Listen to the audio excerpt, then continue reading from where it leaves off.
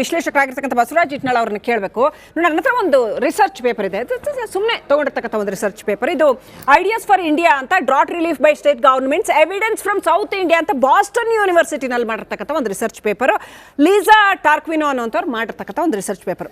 ಇವ್ರು ಏನು ಹೇಳ್ತಾರೆ ಅಂತಂದ್ರೆ, ಕರ್ನಾಟಕದಲ್ಲಿ ಆಂಧ್ರ ಪ್ರದೇಶ, ತೆಲಂಗಾಣ, ಕರ್ನಾಟಕದ ಉದಾಹರಣೆನ ತಗೊಂಡು ಹೇಳ್ತಾರೆ ಅವರು ಇಡೀ ಪೇಪರ್ಲಿ ಅವರು ಹೇಳಿರ್ತಕ್ಕಂಥ ಮುಖ್ಯವಾದ ಅಂಶಗಳಲ್ಲಿ ಇದು ಒಂದೇನಪ್ಪ ಅಂದ್ರೆ, ಬರ ಪರಿಹಾರದ ಫಂಡ್ ಬಂದರೂ ಅದನ್ನ ಪ್ರತಿ ವರ್ಷ ರಾಜಕಾರಣಿಗಳು everybody loves A good drought ಅನ್ನೋ ಹಂಗೆ ಇಲ್ಲೂ ಕೂಡ ಅದನ್ನ ಬೇಕಾಬಿಟ್ಟಿಯಾಗಿ ಉಪಯೋಗಿಸ್ತಾರೆ. ಸರಿಯಾಗಿ ಅಲೋಕೇಟ್ ಆಗೋದೇ ಇಲ್ಲ, ಕೊನೆಗೂ ಅದು ಆ ಬರದಿಂದ ಬಳಲ್ತಾ ಇರ್ತಕ್ಕಂಥ ವ್ಯಕ್ತಿಗೆ ತಲುಪೋದೇ ಇಲ್ಲ ಅಂತ. How do you look at it sir? ಇದನ್ನು ನೀವು ಬೇರೆ ಬೇರೆ ವಿಚಾರಗಳನ್ನ ಒಟ್ಟಾರೆಯಾಗಿ ಮಿಕ್ಸ್ ಮಾಡ್ಕೊಂಡು ನೋಡ್ತಾ ಇದ್ದೀರಿ. Everybody loves A good drought, P Sainath ಅವರು ಬರೆದಂಥ ಪುಸ್ತಕ ನಾನು ಓದಿದ್ದೇನೆ. ಮತ್ತು ಬರ ಅಂತ ಸಿನಿಮಾ ಬಂದಿತ್ತು ನಾವು ಸ್ಕೂಲಲ್ಲಿರುವಾಗ, ಅನಂತನಾಗ್ ಅವರಿದ್ರು, ನಮ್ಮ ಮೋಸ್ಟ್ಲಿ MS ಸತ್ಯು ನಿರ್ದೇಶನ ಅನಿಸುತ್ತೆ, ಬರ್ಗೂರ್ ಅವ್ರದ್ದು. ಏನಾಗುತ್ತೆ ಅಂದರೆ, ಬರ ಅಷ್ಟೇ ಅಲ್ಲ, ಈ ದೇಶದಲ್ಲಿ ಯಾವುದೇ ಒಂದು ಪರಿಹಾರ ಕಾರ್ಯ ನಡಿಬೇಕಾದ್ರೆ ಇನ್ಕ್ಲೂಡಿಂಗ್ ಯುವರ್ ನರೇಗಾ ಅಥವಾ ಯಾವುದೇ ಒಂದು ವೆಲ್ಫೇರ್ ಸ್ಕೀಮಲ್ಲಿ ಭ್ರಷ್ಟಾಚಾರ ಅನ್ನೋದು ಇದ್ದೇ ಇರ್ತದೆ. ಆ ಭ್ರಷ್ಟಾಚಾರದಲ್ಲಿ ಗುತ್ತಿಗೆದಾರರು, ರಾಜಕಾರಣಿಗಳು ಎಲ್ಲ ಶಾಮಿಲಾಗಿರ್ತಾರೆ. ಹೇಳ್ತಾ ಇಲ್ಲ ಸರ್, ಇವ್ರೇನ್ ಹೇಳ್ತಾ ಇದ್ದಾರೆ ಅಂದ್ರೆ, ಈವನ್ ಬೇಸಿಕ್ ಫಂಡ್ ಅಲೋಕೇಶನ್ ಇದೆಯಲ್ಲ, ಅದು ಮಳೆ ಬಂದಿದೆ, ಮಳೆ ಬಂದಿಲ್ಲ, ಬರ ಅಂತ ನೋಡ್ತಿಲ್ಲ, ಪೊಲಿಟಿಕಲ್ ಪ್ರಿಫರೆನ್ಸ್ ಮೇಲೆ ಕೊಟ್ಬಿಡ್ತಾರೆ ಅಂತ. ನಮ್ಗೆ ಬೇಕಾಗಿರೋ ಶಾಸಕ political reality Srilakshmi, that's A political reality. ನೀವು ಒಂದು ಯಾವುದೇ ಒಂದು ಕ್ಷೇತ್ರಕ್ಕೆ ಹೋದ್ರು ಕೂಡ ಅಥವಾ ಒಂದು ಸರ್ಕಾರದ ಕಾರ್ಯಕ್ರಮ ನೋಡಿದ್ರು ಕೂಡ, ಅದು ಬಿಜೆಪಿ ಆಗಲಿ ಕಾಂಗ್ರೆಸ್ ಆಗಿರಲಿ, ತಮ್ಮ ರಾಜಕೀಯ ಆದ್ಯತೆಗಳ ಮೇರೆಗೇನೆ ಅವ್ರ ತೀರ್ಮಾನಗಳನ್ನು ತಗೊಳ್ತಾರೆ. Point is not that. I want to see the larger picture here. Larger picture ಏನು ಅಂದ್ರೆ, ಈಗ ಕಾವೇರಿ ವಿಚಾರದ ಬಗ್ಗೆ ಮಾತಾಡಿದ್ರಿ, ಅಥವಾ ಬರ 123 ವರ್ಷಗಳಲ್ಲಿ ಅತ್ಯಂತ ತೀವ್ರವಾದ ಬರ ಅಂತ ಮಾತಾಡಿದ್ವಿ. ಹಾಗಾದ್ರೆ ಈ ತೀಕ್ಷ್ಣತೆ, ಈ ನಾಡಿನ ಜನತೆಯ ಈ ಬವಣೆ, ಆ ಬವಣೆಯನ್ನ ಬಿಜೆಪಿಯ ಸಂಸದರು ಪ್ರತಿನಿಧಿಸ್ತಾರ ಇಲ್ವಾ? ಕರ್ನಾಟಕದ ಬಿಜೆಪಿ ಸಂಸದರು ಅವ್ರೇನು ಉತ್ತರ ಪ್ರದೇಶ MP ಗಳಿದಾರ, ಇಲ್ಲಿ ಕರ್ನಾಟಕದ ಜನನ ಓಟ್ ಹಾಕಿ ಕರ್ನಾಟಕದ ರೈತನ ಓಟನ್ನು ತಗೊಂಡು ಅವ್ರು ಹೋಗಿದ್ದಾರೆ. ಈಗ ಒಂದು ರಾಜ್ಯ ಸರ್ಕಾರ ಅವರು ರಾಜ್ಯ SDRF ಅವರು ಹಣ ಇರೋದು, ಮತ್ತೊಂದಿರೋದು ಅದೆಲ್ಲ ಸರಿ, ಆದರೆ ಕೇಂದ್ರದಿಂದ ಮಾಡಿಸುವಂತ ಕೆಲಸವನ್ನ ಮಾಡಿಸಿ ಅಂತಾನೆ ಸಂಸತ್ತಿಗೆ ಜನ ಕಳಿಸಿರೋದು ನಿಮ್ಮನ್ನ. ನಾನು ಮುಗಿಸ್ತೇನೆ. ಯಾಕೆಂದ್ರೆ ಲಾರ್ಜರ್ ಪಿಕ್ಚರ್ ಏನು ಅಂದ್ರೆ, ಈ ಚುನಾವಣಾ ಕಾಲದಲ್ಲಿ ಈಗ ಕೋರ್ಟಿಗೆ ಹೋಗುವಂತ ಅನಿವಾರ್ಯ ಪರಿಸ್ಥಿತಿ ಯಾಕೆ ಬರುತ್ತೆ ಒಂದು ರಾಜ್ಯ ಸರ್ಕಾರಕ್ಕೆ? ಸುಮ್ಮನೆ ಕೋರ್ಟಿಗೆ ಹೋಗ್ತದ? ಜೊತೆಗೇನೆ ಇದ್ರ ಹಿನ್ನೆಲೆ ನೋಡಿ, ನಾವು ಇದ್ರ ಹಿಂದೆ GST ಬಗ್ಗೆ ನಾವು ಮಾತಾಡಬೇಕಾಯ್ತು, ಬೇರೆ ರಾಷ್ಟ್ರವನ್ನೇ ಮಾಡ್ತೀವಿ ಅಂತ ಒಂದು ವಾದ ಶುರು ಆಯ್ತು. ಈ ಪ್ರಶ್ನೆಗೆ ನಾನು ಅಶೋಕ್ ಗೌಡ ಅವ್ರ ಉತ್ತರ ತಗೋತೀನಿ. ಅದಕ್ಕಿಂತ ಮುಂಚೆ ರಂಜಿತ್. ನಾಗೇಂದ್ರ ಪ್ರಸಾದ್ ಅವರೇ, ನಿಮ್ಮ ಮೈತ್ರಿ ಪಾರ್ಟ್ನರ್ BJP, ನೀವು ಟಿಕೆಟ್ ಕೇಳೋದ್ರಲ್ಲೇ ಬ್ಯುಸಿ ಆಗಿದ್ದೀರಿ ಹೊರತು ಪ್ರಾದೇಶಿಕ ವಿಚಾರವಾಗಿ ನೀವು ಮಾತಾಡಬೇಕಾಗಿತ್ತು.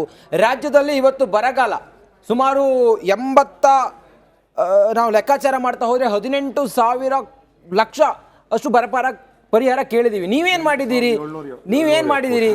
ನಿಮ್ಮ ಒಂದು ಜವಾಬ್ದಾರಿ ಇಲ್ವಾ ಇದರಲ್ಲಿ? ತಾವು ಒಂದು ಮಾತನ್ನ ಸ್ಪಷ್ಟವಾಗಿ ಹೇಳಿದ್ರಿ, ಪಾಪ ರಾಜಕಾರಣದ ಬ್ಯುಸಿಲಿದ್ದೀರಾ ನೀವು, ರಾಜ್ಯದ ಬಗ್ಗೆ ಪ್ರಾದೇಶಿಕತೆ ಬಗ್ಗೆ ತಾವು ಮಾತಾಡಿಲ್ಲ ಅಂತೇಳಿ. ಒಂದೇ ಒಂದ್ಸತಿ ಇತಿಹಾಸ ತಗೊಂಡು ನೋಡಿ, ಜಾತ್ಯತೀತ ಜನತಾದಳ ತನ್ನ ಅವಧಿ ಬಂದಂಥ ಸಂದರ್ಭದಲ್ಲಿ ರಾಜ್ಯದ ಹಿತಕ್ಕಾಗಿ ನೆಲ, ಜಲ, ಭಾಷೆ ವಿಷಯದಲ್ಲಿ ನಾವು ಯಾವತ್ತೂ ಕೂಡ ಹಿಂಸರಿರ್ತಕ್ಕಂಥ ಪಕ್ಷ ಅಲ್ವೇ ಅಲ್ಲ ಅಂತಕ್ಕಂಥದಕ್ಕೆ ನಾವು ಮಾಡಿರ್ತಕ್ಕಂಥ ಟ್ರ್ಯಾಕ್ ರೆಕಾರ್ಡ್. ಒಂದು ನಿಮಿಷ ಮೇಡಮ್, ಒಂದೇ ಒಂದು ನಿಮಿಷ ಹೇಳ್ತಿದ್ದೀನಿ. ಸನ್ಮಾನ್ಯ ಕುಮಾರಸ್ವಾಮಿ ಅವರು ಒಂದೇ ಒಂದು ಮಾತನ್ನು ಸ್ಪಷ್ಟವಾಗಿ ಹೇಳ್ತಾ ಇದ್ದೀನಿ. ಸನ್ಮಾನ್ಯ ಕುಮಾರಸ್ವಾಮಿ ಅವರು ಇದೇ ಬರಗಾಲ ಬಂದಂಥ ಸಂದರ್ಭದಲ್ಲಿ 26,000 ಕೋಟಿ ಬರಬರ ಮಾಡಿರ್ತಕ್ಕಂಥದ್ದು. ಅದು ದಾಖಲೆ ಕರ್ನಾಟಕ ರಾಜ್ಯದ ಒಂದು ಇತಿಹಾಸ, ರಾಜಕಾರಣದ ಇತಿಹಾಸದಲ್ಲಿ. ಆಗ್ಲೇ ಒಂದು ಕಾಂಗ್ರೆಸ್ ವಕ್ತಾರರು ಹೇಳ್ತಾ ಇದ್ರು, ಫಂಡಮೆಂಟಲ್ ರೈಟ್ಸ್ ಬಗ್ಗೆ ಮಾತಾಡ್ತಾ ಇದ್ರು. ಯಾವ ಒಂದು ಕಾವೇರಿ ಇಶ್ಯೂಲಿ ಸುಪ್ರೀಂ ಕೋರ್ಟ್ ಆದೇಶದ ಮೇರೆಗೆ ನಾವು ನೀರು ಬಿಟ್ಟಿದ್ದೀವಿ ಅಂತೇಳಿ. ಹಾಗಾದ್ರೆ ನೀವು ಇಷ್ಟೆಲ್ಲ ಮಾತನಾಡ್ತಕ್ಕಂಥವ್ರು ಸುಪ್ರೀಂ ಕೋರ್ಟ್ ಅವ್ರದ್ದು ಮನವರಿಕೆ ಮಾಡ್ಕೊಡ್ತೇವೆ, ವಾಸ್ತವಾಂಶ ಮನವರಿಕೆ ಮಾಡ್ಕೊಡೋದ್ರಲ್ಲಿ ಎಲ್ಲ ಇದ್ರಿ ಫಂಡಮೆಂಟಲ್ ರೈಟ್ಸ್. ಹಾಗಾದ್ರೆ ಅವತ್ತು ಮನವರಿಕೆ ಮಾಡ್ಕೊಳತಕ್ಕ ಶಕ್ತಿ ನಿಮಗೆ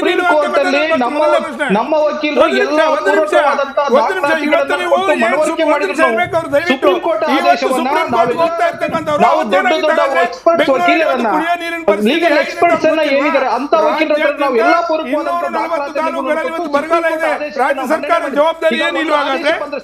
ರಾಜ್ಯ ಸರ್ಕಾರ ಜವಾಬ್ದಾರಿ ಇರಲೇಬೇಕಲ್ವಾ? ಏನ್ ಮಾಡ್ತಾರೆ ರಾಜ್ಯ ಸರ್ಕಾರ? ಕೇವಲ ಕೇಂದ್ರದ ಕಡೆ ಬೆಟ್ಟು ತೋರಿಸ್ತಾ ಇರ್ತಕ್ಕಂಥದ್ದು ಚುನಾವಣೆ ರಾಜಕೀಯದ ಕಿಮಿಕ್ ಕಷ್ಟಬಿಟ್ರೆ ಇದರಲ್ಲಿ ವಾಸ್ತವಾಂಶ ಇಲ್ಲ.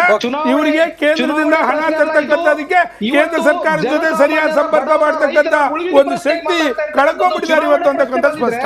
ಅಶೋಕ್ ಅವರೇ, ಈಗ ನವೆಂಬರ್ ನಲ್ಲಿ ನಿಮ್ಮ ಕೇಂದ್ರದ ತಂಡ ಬಂದು ಅಧ್ಯಯನ ಮಾಡುತ್ತೆ, ಅಧ್ಯಯನದ ವರದಿಯನ್ನು ಕೂಡ ತಗೊಂಡು ಹೋಗಿದ್ದಾರೆ. ಅದಾದ ನಂತರ ತಾವು ಏನ್ ಮಾಡಿದಿರಿ?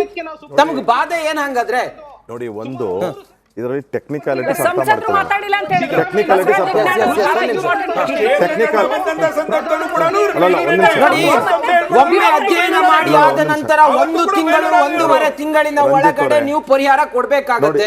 ಇಲ್ಲಿವರೆಗೂ ಏನ್ ಮಾಡಿದಿರಿ? ಈಗ ಮಾರ್ಚ್. ರಂಜಿತ್ ಅವರೇ, ಇದೇ ಕೇರಳದವ್ರ ಬಗ್ಗೆ ತಾವು ಮಾತಾಡ್ತಿದ್ರ, ಯಾಕೆ ಕೇರಳ ಕಾಂಗ್ರೆಸ್ ಅವ್ರು ಬರಲಿಲ್ಲ? ಹಾಗಾದ್ರೆ ಅವತ್ತು ಬರಬರಿಯಾದ ವಿಷಯದಲ್ಲಿ ಯಾಕೆ ಇವತ್ತು ಕರ್ನಾಟಕದ ವಿಷಯದ ಬಗ್ಗೆ ಮಾತಾಡ್ತಾ ಇದ್ದಾರೆ? ಕೇರಳದಲ್ಲಿ ಕಾಂಗ್ರೆಸ್ ಇರಲಿ ಅವ್ರ ಜೊತೆಗಾರರಾಗಿ, ಅವರೇ ಕೇಂದ್ರದ ವಿಚಾರದಲ್ಲಿ ಅವತ್ತು ಮಾತಾಡಕ್ ಹೋಗಿರಲಿಲ್ಲ. ಮತ್ತೆ ಹಾಗಾದ್ರೆ ಒಂದು ಕಣ್ಣಿಗೆ ಸುಣ್ಣ, ಒಂದು ಕಣ್ಣಿಗೆ ಬೆಣ್ಣೆ, ಕೇವಲ ರಾಜಕಾರಣ ಅಷ್ಟೇನೆ.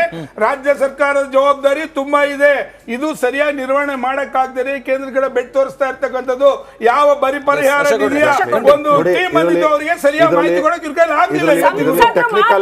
ಆಗ್ಲಿಲ್ಲ. ಬಸವರಾಜ ಯತ್ನಾಳ್ ಅವರು ಯಾವ ಪಾರ್ಟಿನೂ ಅಲ್ಲ. ಬಿಜೆಪಿ ಸಂಸದರು ಮಾತೇ ಆಡಿಲ್ಲ ಈ ಬಗ್ಗೆ. ನಿಮಗೆ ಬೇಡವಾ ಜನರ ಕಾಳಜಿ ಇಲ್ವಾ? ಟೆಕ್ನಿಕಾಲಿಟೀಸ್ ಏನು ಅಂತಂದ್ರೆ, ಪರ್ ಎಕರ್ಗೆ 18,000 ರೂಪಾಯಿ ನಷ್ಟ ಆಗಿದೆ. 18,000 ರೂಪಾಯಿ ಲೆಕ್ಕದಲ್ಲಿ ಎಷ್ಟು ಲೆಕ್ಕ ಆಗ್ತದೆ ಅಂತ ಹೇಳ್ಬಿಟ್ಟು ತೋರಿಸಿದ್ದೀರಾ. ಬಂದೆ ಟೆಕ್ನಿಕಾಲಿಟೀಸ್ ಬರ್ತಾ ಇದ್ದೀನಿ. ಅದನ್ನು ನೀವೇನು ಮಾಡಬೇಕು ಅಂದರೆ, ಫಸ್ಟ್ 25% ರಾಜ್ಯ ಸರ್ಕಾರ ಅವ್ರ ಅಕೌಂಟ್ಗೆ ಹಾಕಬೇಕು. ಆದರೆ ಹಾಕಿರ್ತಕ್ಕಂಥದ್ದು ಎಷ್ಟು, ಅದು ಯಾವ ಅಕೌಂಟಲ್ಲಿ ಹಾಕ್ತಾರೆ? ಮೇವು ಮತ್ತು ನೀರು, ಅದು ದನಗಳ ನೀರು ಅಂತ ಹಾಕ್ತಾರೆ. ಅಲ್ಲ 2,000 ರೂಪಾಯಿ ಅಲ್ಲ, ಬಂದೆ ಸಂಸದರದ್ದು ಮಾತಾಡ್ತೀನಿ.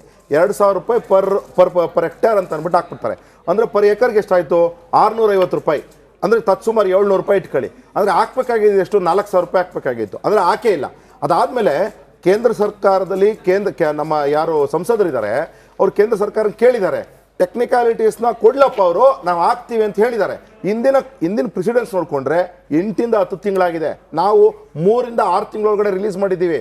ರಾಜ್ಯ ಸರ್ಕಾರ ಓಲಿ ಯಡಿಯೂರಪ್ಪನವ್ರು ಇದ್ದಾಗ, ಮುಖ್ಯಮಂತ್ರಿ ಆಗಿದ್ದಾಗ ಯಡಿಯೂರಪ್ಪನವರು ಫಸ್ಟ್ ಏನು ಮಾಡ್ತಾರೆ ಗೊತ್ತಾ? ಕೇಂದ್ರ ಸರ್ಕಾರ ಆಮೇಲೆ ಕೊಡಲಿ, ನಾನು 18,000 ರೂಪಾಯಿ ಪರ್ ಏಕರ್ಗೆ ಹಾಕ್ತೀನಿ ಅಂತ ಹೇಳಿ ನಿರ್ವಹಣೆ ಮಾಡಿದ್ರು. ಏನಕ್ಕೆ? ಈ ಥರ ಸ್ಟುಪಿಡಾಗಿ ಮಿಸ್ಮ್ಯಾನೇಜ್ ಮಾಡಲಿಲ್ಲ. ಈ ರಾಜ್ಯ ಸರ್ಕಾರ ಯಾವ ರೀತಿ 90 ಜನ ಕ್ಯಾಬಿನೆಟ್ ರ್ಯಾಂಕ್ ಕೊಟ್ಟಿದ್ದಾರೆ. 1 ಕೋಟಿ ರೂಪಾಯಿ ಪರ್ ಪರ್ಸನ್ ಅವರಂತೂ ಟೆಕ್ನಿಕಲ್ ಗ್ರೌಂಡ್ಸ್ ರಿಪೋರ್ಟ್ ಅನ್ನ ಕೇಳ್ತಾ ಇದ್ದಾರೆ. ನೀವಾದ್ರೂ ಕೇಳಿ, ಸಂಸದರು ಕೇಳಿಸ್ಬಿಟ್ಟು ಕೊಡಬೇಕಾಗಿತ್ತು. ಟೆಕ್ನಿಕಲ್ ರಿಪೋರ್ಟ್ ಕೊಡ್ತಿಲ್ಲ, ಸುಮ್ಮನೆ ನಾವಿದೀವಿ ಅಂತ ಹೇಳ್ತೀರಾ. ಅದು ಒಂದೇ ವಿಚಾರ ಅಲ್ಲ. ನಿಮ್ಮ ಅವಧಿಯಲ್ಲಿ 2015 ರಿಂದ 2020 ಇದು 4.71% ಇದ್ದಂತಹ ನಮ್ಮ ನಮಗೆ ನಿಮ್ಮ ಸಂಸದರು ಧ್ವನಿ ಎತ್ತಲಿಲ್ಲ. ಸುಮ್ಮನೆ ನಾವು ಕಳಿಸಿದೀವ ಜನಗಳಲ್ಲಿ ಎಲೆಕ್ಟ್ ಮಾಡಿ. ನಾವು ಸಂಸದರು ಮಾತಾಡಿದ್ದಾರೆ, ಕ್ಲಿಯರ್ ಕಟ್ ಆಗಿ ಹೇಳಿದ್ದಾರೆ. ವಿರೋಧ ಪಕ್ಷಗಳಾಗ್ಲಿ ಅಥವಾ ಆಡಳಿತ ಪಕ್ಷಗಳಾಗ್ಲಿ ನಾವು ಕರ್ನಾಟಕ ರಾಜ್ಯದಲ್ಲಿ ವಿಧಾನಸಭೆನಲ್ಲೂ ಸಹ ಕೇಳಿದ್ದೀವಿ. ವಿಧಾನಸಭೆನಲ್ಲೂ ಸಹ ನಮ್ಮ ಲೀಡರ್ ಆಫ್ ಅಪೋಸಿಷನ್ ಕೇಳಿದ್ವಿ. ಆಮ್ ಆದ್ಮಿಯವರು ನೈತಿಕತೆಯನ್ನು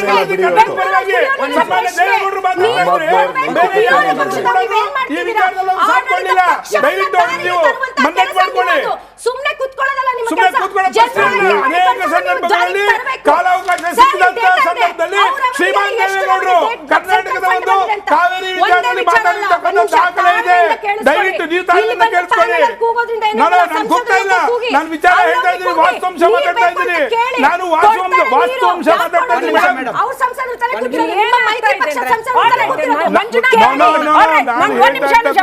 ದಯವಿಟ್ಟು ಸನ್ಮಾನ್ಯ ದೇವೇಗೌಡರು ಕಾವೇರಿ ವಿಚಾರದಲ್ಲಿ ಮಂಜುನಾಥ್ ಅವ್ರಿಗೆ ಪ್ರಶ್ನೆ ಇದೆ. All right